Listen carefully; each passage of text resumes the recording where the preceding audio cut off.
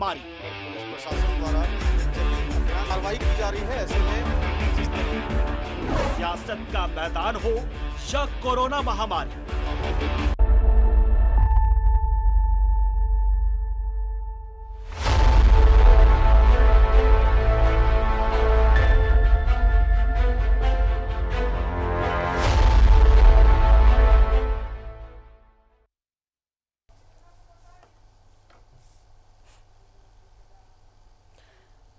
तो स्वागत है एक बार फिर आपका। लगातार मधुपुर उपचुनाव पर हमारी नजर है और अपडेट्स आपको देते जा रहे हैं। इसके अलावा एक केंद्र शासित प्रदेश और 4 राज्यों के चुनावी नतीजे भी आपको हम बता रहे हैं कि कौन वहां आगे और किसने कितनी सीटों पर रुझान बनाया है। इस वक्त बता दें आपको, मधुपुर उपचुनाव में वोटों की गिनती जारी है। 5वें राउंड में बीजेपी ने के गंगा नारायण 3462 वोटों से आगे हैं।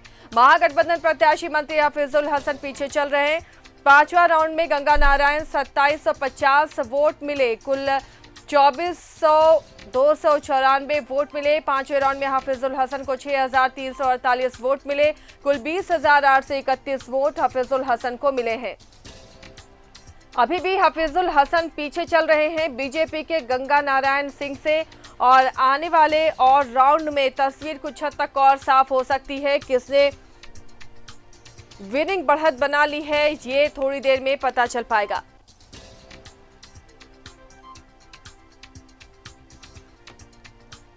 इस वक्त हमारे साथ जुड़े हुए हैं मंत्री मिथिलेश ठाकुर। सीधे रुख करते हैं उनका। मिथिलेश जी, आपका स्वागत है न्यूज़ 11 भारत में। फिलहाल तो अभी शुरुआती रुझान इसे हम कहेंगे, लेकिन बीजेपी गंगा नारायण अभी आगे चल रहे हैं जेएमएम के प्रत्याशी से। जीत को लेकर कितनी आश्वस्त है पार्टी? धन्यवाद आपका। हम जीत के प्रति पूरी तरह से 100% आश्वस्त हैं और एक अच्छे अंतर से हमारी जीत होगी। हमारे उम्मीदवार मरहूम हाजी हुसैन साहब के सुपुत्र, उनके उत्तराधिकारी हफीजुल हसन साहब जीतकर विधानसभा पहुंचेंगे। जनता ने इन्हें अपना आशीर्वाद दिया है और अब बहुत ज़्यादा समय नहीं, 2 घंटे के अंदर सब कुछ स्पष्ट हो जाएगा कि हम बहुत तेज़ी से जीत की ओर आगे बढ़ेंगे।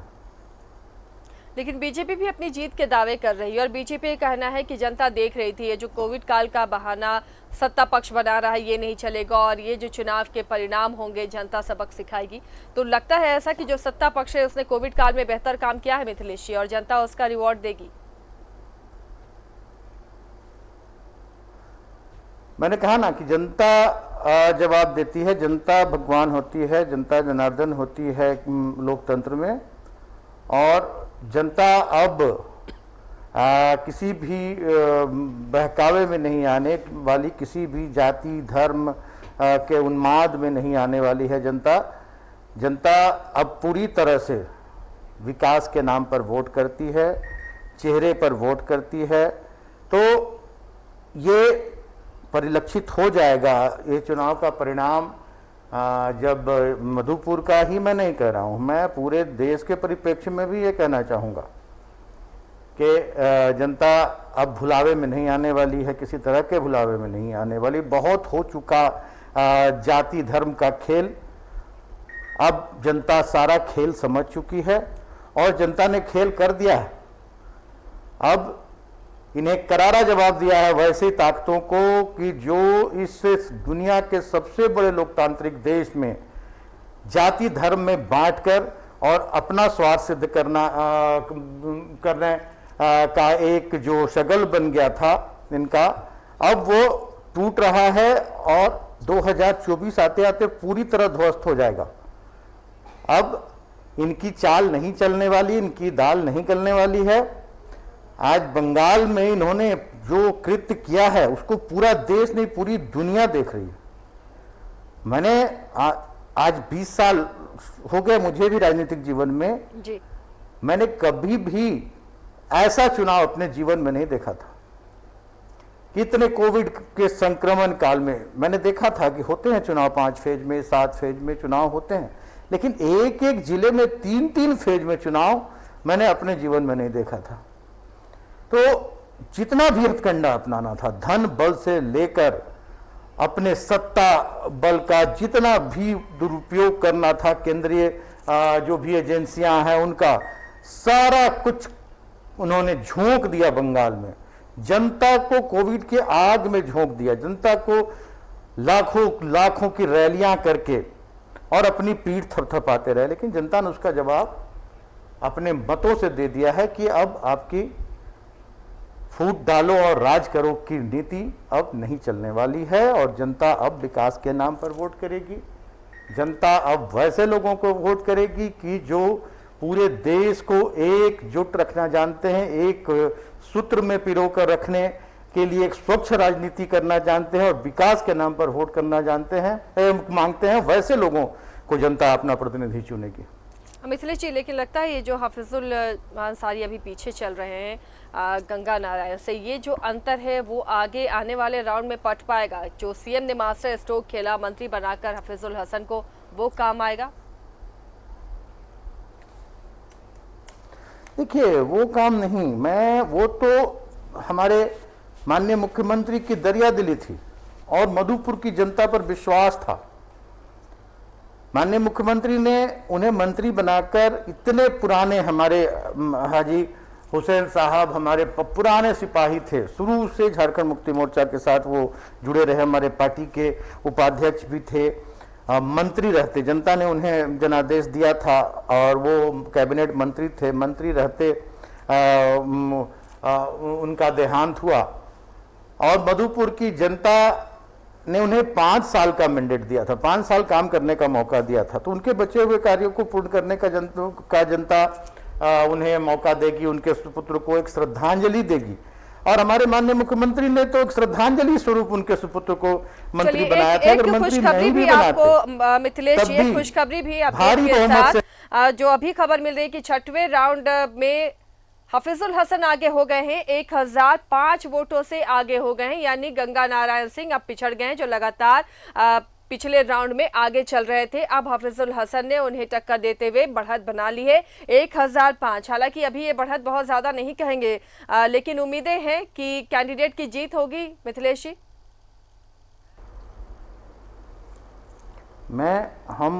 हमारी पार्टी, हमारा गठबंधन बड़े बड़े दावे नहीं करता है। हम जनता के बीच जो हमने काम किए हैं हम उसका आकलन करते हैं, जनता का अपने किए कामों के अनुरूप हम जनता का मूड भांपते हैं और हमने जनता का मूड देख लिया है मधुपुर में। अब ये सिलसिला जो शुरू हुआ है, अब अगर यही भाजपा के लोग रहते तो भी बड़ी बड़ी डींगे हाँकते, लेकिन हम नहीं कहेंगे कि हमारी जीत होगी, क्योंकि जनता के बीच मैं भी था इस चुनाव में और बहुत अंदर तक में ग्रामीण क्षेत्रों में जहां पर पहले हमारी गठबंधन को वोट नहीं मिला करते थे, वहां भी लोग पूरी तरह से तैयार बैठे थे कि अब हम विकास के नाम पर वोट करेंगे, हम जात पात हिंदू मुस्लिम के नाम पर हम वोट नहीं करेंगे, हम सांप्रदायिकता नहीं फैलने देंगे, हम सभी लोग एकजुट होकर और हम मधुपुर के विकास के लिए वोट करेंगे, राज्य के विकास के लिए वोट करेंगे ना। और मधुपुर की जनता ने हफीजुल साहब पर और हमारे माननीय मुख्यमंत्री पर भरोसा जताया है। परिणाम आते आते सब कुछ स्पष्ट हो जाएगा। मिथिलेश जी, ये जो जीत होगी इसे किस रूप में देखेंगे? क्या ये सरकार के कामकाज की जीत होगी, विकास की जीत होगी, या फिर ये एक वोट सिंपैथी वोट भी होता है कि उस सीट पर लगातार हाजी हुसैन अंसारी रहे, कई बार उन्होंने जीत दर्ज की, अब उनकी जनता, वहाँ की जनता अब उनके बेटे को वो जिम्मेदारी देगी, एक श्रद्धांजलि देगी, क्या ये वजह मानेंगे? देखिए, ये सारे कुछ को कहा जाए कि सारा सभी चीज़ों का हमें परिणाम मिल रहा है तो इसमें कोई अतिशयोक्ति नहीं होगी, लेकिन सबसे ज़्यादा सहानुभूति लोगों की थी ही कि हाजी साहब हमें असमय छोड़कर चले गए। ये पूरे राज्य को उनके प्रति, उनके परिवार के प्रति एक सहानुभूति थी और सभी लोगों ने दिल से श्रद्धांजलि दी। लेकिन इसको वोट में परिणत करना सिर्फ इसी आधार पर कहा जाए तो मुझे नहीं लगता कि जिस तरह के हथकंडे अपनाते हैं विपक्ष के लोग, विपक्ष के लोगों ने जिस तरह से बौरों करके लाया दूसरे दल के प्रत्याशी को और जिस तरह धन बल का उपयोग हुआ उस क्षेत्र में, जिस तरह के हथकंडे अपनाए गए, बहुत पोलराइजेशन की बहुत कोशिश की गई, लेकिन हमें अपने नेता, हमारे टीम के जो कप्तान, हमारे माननीय मुख्यमंत्री के किए गए कार्यों पर भरोसा था कि विषम परिस्थितियों में माननीय मुख्यमंत्री ने जिस कुशल प्रबंधन के साथ राज्य को इस महामारी कोविड के संक्रमण से बचाए रखा, जनता की हिफाजत के लिए दिन रात वो मेहनत करते रहे, रोजी रोजगार की व्यवस्था की, हर तरह की किसी तरह की तकलीफ राज्य की जनता को नहीं होने दी और साथ साथ विकास कार्यों को भी आगे बढ़ाने का काम किया, उसका परिणाम हमें मिलेगा और हम भारी बहुमत से इस चुनाव, मधुपुर चुनाव को हम जीतेंगे। मिथिलेश जी, एक चीज तो अच्छी दिखी चुनाव प्रचार के दौरान, एकजुटता काफी दिखी। वो लगा नहीं कि ये कैंडिडेट क्या कांग्रेस के हैं, आरजेडी के हैं या जेएमएम के हैं, ये पता नहीं चला। और ये चट्टानी एकता, शायद अगर ये जीत होती है तो उसके लिए भी ये एक वजह होगी। जबकि दूसरे खेमे में यानी एनडीए विपक्ष में सिर्फ बीजेपी प्रचार करती हुई नजर आई, नजर नहीं आया कि वहां एनडीए है, गठबंधन है। देखिए, इनका सिर्फ एक ही उद्देश्य होता है, विपक्ष के जो लोग हैं, मैं नाम नहीं लेना चाहूँगा, इनका एकमात्र उद्देश्य होता है कैसे सीट हासिल करना, सत्ता हासिल करना। अगर जनता इन्हें नकार देती है तो फिर ये अपने धन बल का, अपने बाहुबल का, अपने तंत्र का उपयोग करना शुरू कर देते हैं और वो भी यहाँ पर लक्षित हुआ। अपने घर में ही इनके इतने छेद थे जिसका भी हमें फायदा मिला, क्योंकि इनके अपने कैंडिडेट, अपने दल के इनके कार्यकर्ताओं को ठुकराकर और बाहर से उम्मीदवार लाया गया, तो उसी समय हमारी जीत तो 100% उसी समय कंफर्म हो गई थी। मैं कहूंगा कि सबसे बड़ा मुद्दा जनता को यही मिला और हमें भी, कि क्या भारतीय जनता पार्टी के पास उम्मीदवार नहीं थे या भारतीय जनता पार्टी सिर्फ जनता के मतों का उपयोग और जनता के मतों को लेने का काम सिर्फ अपनी सीट बचाने के लिए, सीट जीतने के लिए करती है, अपनी सत्ता हथियाने के लिए करती है। जनता से उन्हें कोई लेना देना नहीं है, अपने कार्यकर्ताओं से कोई लेना देना नहीं है। जो कार्यकर्ता सालों साल झंडा ढोते हैं, उन कार्यकर्ताओं को दरकिनार करके और बाहर से कैंडिडेट लाकर और उनको चुनाव लड़ाया जाता है, तो ये साफ परिलक्षित होता है। इससे साफ दिखता है कि इन्हें सिर्फ और सिर्फ सत्ता की लोलुपता है और सीट इन्हें चाहिए, ये इनके प्रकरण। और जनता ने जवाब, ये सब कुछ समझकर जनता ने जवाब दिया है और भारी आप देखेंगे कि बहुत बड़ी मुंह की खानी पड़ेगी भारतीय जनता पार्टी को। और मिथिलेश जी, पड़ोसी राज्य की बात कर लेते हैं। यहाँ पर टीएमसी का बेहतर प्रदर्शन रहा और लग रहा है कि जो अभी शुरुआती रुझान है यही नतीजों में तब्दील भी होंगे। बहुमत मिलती हुई नजर आ रही है टीएमसी को, लेकिन बीजेपी ने का प्रदर्शन भी यहाँ पर कम नहीं आंका जा सकता है। जो कम सीटों पर या अपनी पहचान बनाने की जद्दोजहद जिस बंगाल में बीजेपी की थी, उस बंगाल में बीजेपी ने कड़ी टक्कर दी है टीएमसी को। देखिए, जब चुनाव होते हैं तो टक्कर तो होती ही है, और जिस तरह का के कारनामे भारतीय जनता पार्टी ने किए कि एन केन प्रकरण, चाहे कुछ भी हो हमें सत्ता हथिया लेना है, चाहे बंगाल की जनता बचे नहीं, सारी की सारी जनता मौत के गाल में समा जाए, इससे भी उन्हें कोई लेना देना नहीं था। 8-8 चरणों में चुनाव करा, एक एक पंचायत में, एक एक जिले में 3-3 चरणों में चुनाव हुए। चुनाव आयोग पर इतनी कड़ी टिप्पणी हाईकोर्ट ने की। इन्होंने चुनाव आयोग के पूर्व अध्यक्ष को गवर्नर बना दिया। हर तरह का कोई भी ऐसा हथकंडा, और धन बल का तो इन्होंने जिस तरह का प्रयोग किया, धन की मतलब चारों ओर पंचायतों से लेकर गांव से लेकर इन्होंने अपना पिटारा, अपनी तिजोरी खोल दी थी। लेकिन जनता ने इन्हें नकारने का काम किया और ममता दीदी पर फिर से जनता ने विश्वास जताने का काम किया है और ममता दीदी को तीसरी बार मौका दिया है बंगाल की जनता ने। मैं बंगाल की जनता का साधुवाद व्यक्त करना चाहूंगा, बंगाल की जनता का आभार व्यक्त करना चाहूंगा कि वे जाति धर्म में नहीं बटी बंगाल की जनता, इनके झांसे में नहीं आई, हिंदू मुसलमान में नहीं बटी। सभी लोगों ने विकास के नाम पर वोट किया और ममता दीदी पर अपना भरोसा जताया और ममता दीदी को फिर से बंगाल के विकास करने की जिम्मेदारी सौंपी है।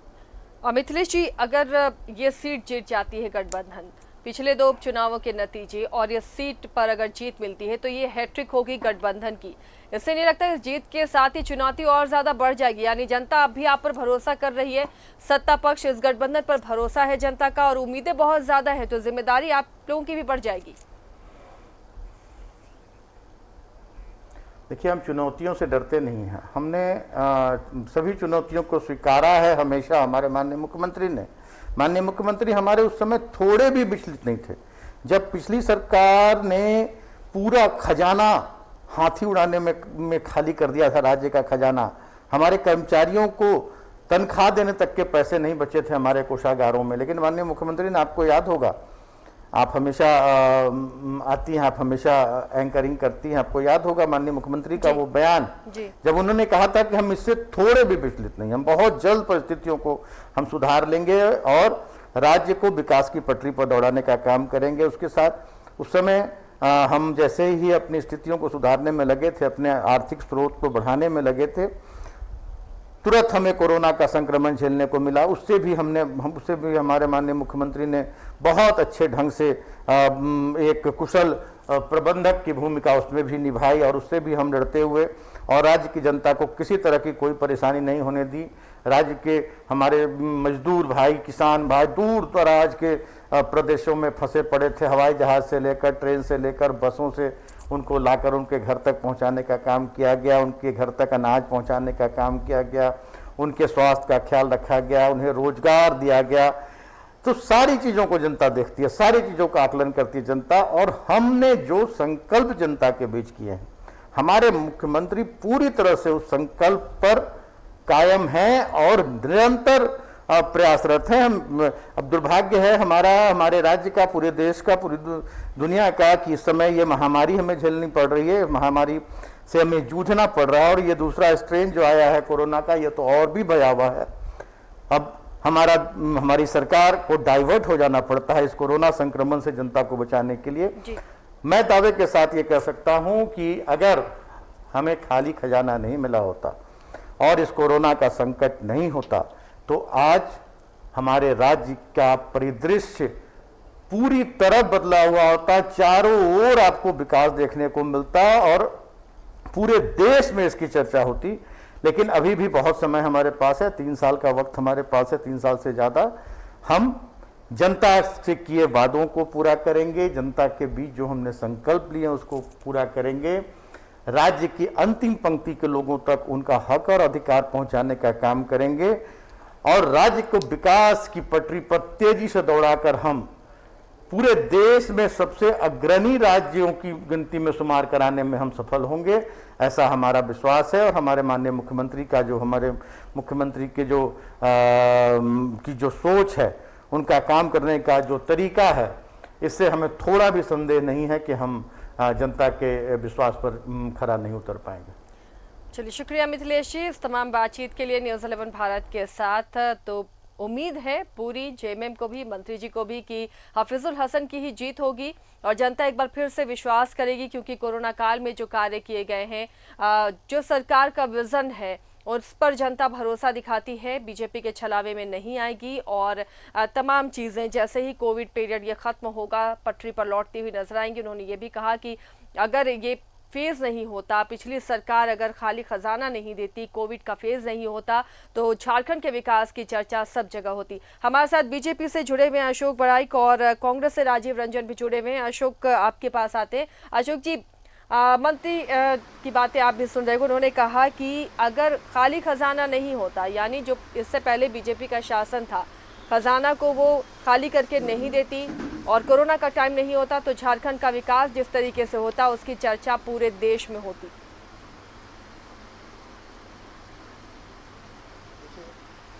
जनता के पास जब इन्हें वोट मांगने गए थे तो ये तो नहीं बोले थे कि जब अच्छे दिन आएंगे तभी मेरी सरकार अच्छी परफॉर्मेंस करेगी। ये तो जनता से इन्होंने वादा नहीं किया था। इन्होंने बड़े बड़े वादे करके, बड़े बड़े ठकोसले दिखा के सीधे साधे झारखंड के जनता को बड़े बड़े आश्वासन दिखा के सत्ता पे आई। उस समय तो वो नहीं बोले कि अच्छे समय रहेगी, मेरे पास सब चीज़ अच्छा रहेगा, मेरे अनुकूल रहेगा, मेरे पास अच्छा कुर्सी बैठने के लिए रहेगा, तभी हम शासन कर पाएंगे। ये तो झारखंड की जनता से वादा नहीं किए थे। और जहाँ तक ये बात करते बार बार केंद्र की तरफ ठिकरा फोड़ते हैं, केंद्र ने तो जो पैसा दिया पहले तो उसको तो वो बताए राज्य की जनता को वो पैसा किए क्या।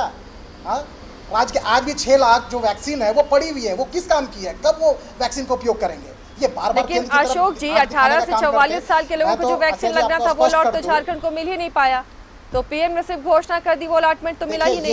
ये लोग बार बार गोल मटोल। आज आसिया जी मैं आपको स्पष्ट कर दूं, ये लोग सिर्फ कि आप कुछ भी बात कीजिए, जो काम ये नहीं कर पाएंगे, जो नकारे लोग ये लोग हैं, ये लोग कुल मिला के इन लोग के पास एक रटा जुबान में एक वाक्य है कि केंद्र ने हमको मदद नहीं किया, केंद्र ने सहयोग नहीं किया। तो आप केंद्र के भरोसे यहाँ सत्ता चला रहे हैं क्या? राज्य की जनता आपको कि मोदी जी जब बोलेंगे तब आप शासन कीजिएगा, तो आपको राज्य की जनता क्यों बैठाई है आपको, हेमंत सोरेन जी और उसकी सरकार को? ये भी तो बोलनी चाहिए ना। राजीव जी इसका जवाब दीजिए। रिम्स उनका है, रिम्स उनका है, सदर उनका है। आसिया जी मैं अपनी बात पूरा कर लेता हूँ। रिम्स तो उनका, इनके विभाग है ना, फोड़ने वाले लोगों में से नहीं है। हम पैंडेमिक में भी राजनीतिक लाभ लेने के विषय में काम नहीं करते। हम जनता के बीच में, जैसा कि माननीय मंत्री दलाली करने वाले लोग स्पष्ट रूप में कहा कि झारखंड के दूरदर्शी मुख्यमंत्री जो है उन्होंने कभी घबराने का काम नहीं किया। वो ईमानदार तरीके से दृढ़ इच्छा शक्ति के साथ जनता के जीवन और जीविका को बराबर मोदी सरकार करने के लिए देख करके काम करने का काम किया। वहीं भारतीय जनता पार्टी के राजनीतिक नेतृत्व ने इस राज्य में क्या किया? सिर्फ छीटा कसी राज्य के चेहरे को किस प्रकार से शर्मसार किया जाए, घरों में बैठ करके पत्र लिखना, आरोप लगाना, मीडिया में बयान देना। हमारे मंत्री कोविड के वार्ड में पीपीई किट पहन करके मरीजों से मिलने का काम करते हैं, वहीं दूसरी ओर घरों में दुबके हुए इनके भारतीय जनता पार्टी के नेता सिर्फ पत्र लिखते हैं या अपने वीडियो कैमरामैन को सामने रख करके प्रतिदिन एक नया वीडियो जारी करके, जबकि हमारे मुख्यमंत्री ने सर्वदलीय बैठक बुलाई, सभी दलों को भरोसे में लेने का काम किया, इनके प्रदेश नेतृत्व ने आश्वस्त किया कि हम सरकार के साथ कंधा से कंधा मिला करके राज्य सरकार जो भी काम करेगी वो उसके साथ खड़े रहेंगे। लेकिन 72 घंटे का समय भी ये बर्दाश्त नहीं कर पाए। ये सत्ता के लिए इनकी बेचैनी और इनकी छटपटाहट थी कि इन्होंने आरोप लगाना शुरू कर दिया, और उसका नतीजा भी आपको मधुपुर के चुनाव के परिणाम के रूप में आएगा। आसिया जी, मैंने लगातार इस बात को पूरी ताकत के साथ कहा है कि 7वें राउंड के बाद भारतीय जनता पार्टी का आयातित उम्मीदवार, मैं बार बार इस शब्द का उपयोग कर रहा हूं, आयातित उम्मीदवार आपको कहीं नजर नहीं आएगा। मधुपुर की जनता ने हाजी साहब को श्रद्धांजलि देने का मन बना लिया है। चलिए अशोक जी से जवाब लेंगे, आयातित उम्मीदवार कितना कमाल कर पाएंगे, कमल खिला पाएंगे या नहीं मधुपुर में। बने रहिए आप दोनों हमारे साथ। फिलहाल एक छोटा सा ब्रेक हम लेते हैं और ब्रेक के बाद भी तमाम अपडेट्स जारी रहेंगे, चर्चा भी हमारी जारी रहेगी।